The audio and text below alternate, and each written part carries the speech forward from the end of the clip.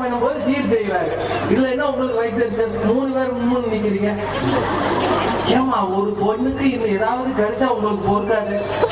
நீங்களாம் இல்லறத்தை பத்தி பேசுறீங்க. சரி, அவங்க ஒரு கேள்வி கேட்டாங்களேங்க, என் மச்சான் வந்தா நான் வேகமா போய் பேச முடியுமா கேட்டாங்க. நியாயமான கேள்வி, ஒத்துக்கலாம். மச்சான் வந்தா பேச முடியாது, மதினி வந்தா பேசலாம்ல.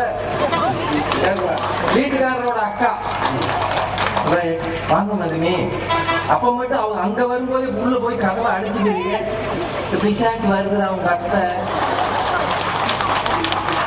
வந்தா அம்மா தூங்கிட்டேன்னு சொல்லு. இப்பதானமா உள்ள போறேன்னு பழைய கேட்பான். அப்பதே போயிட்டேன்னு சொல்றான். அவனுக்கு போய் சொல்ல சொல்லி கொடுக்குறது. என்ன பேச்சு? அவங்க மகாலட்சுமியா, வீட்டுக்கு வர்ற மகாலட்சுமியா. ஆண்களை யாரும் மகாவிஷ்ணுன்னு சொல்றது இல்லையா?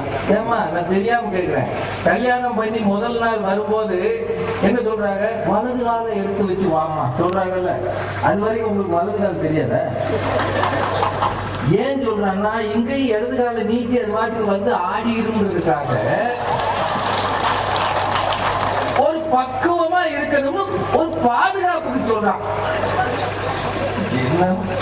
சின்ன பிள்ளைகளாம் இவரை எழுப்பி காலையில பொழுது புலரும், பூ எப்போ மலரும், சிவன் எப்போ வருவார். யாருக்கு?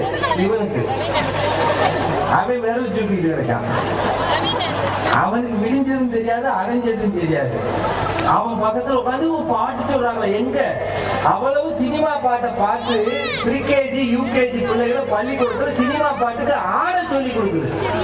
யாரா சொல்லி கொடுத்தாலும் எங்க அம்மா சொல்லி கொடுக்குறீங்களா? ஆபாச நடனங்களை ஆடுவதற்கு சொல்லி தருகிற பெண்கள். நேர்மையா நீங்க கேளுங்க, எத்தனை பிள்ளைகளுக்கு தேவாரம் தெரியும்? எத்தனை பிள்ளைகளுக்கு திருவாசகம் தெரியும்? ஒண்ணு வந்த திருக்குறள் எத்தனை பிள்ளைக்கு தெரியும்? சொல்லி கொடுத்துருக்கலாமா? டீ உங்களுக்கு டீ வேறு.